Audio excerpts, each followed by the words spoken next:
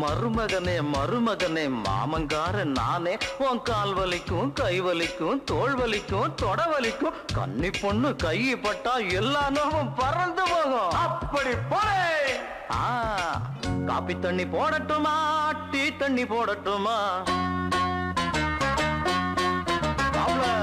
Copy தண்ணி போடட்டுமா tea தண்ணி போடட்டுமா? சொல்லுங்க மருமகனே ஏமம்முதனே சொல்லுங்க மருமகனே. காப்பி தண்ணி வேணாம் மாமா, எனக்கு டீ தண்ணி வேணாம் மாமா.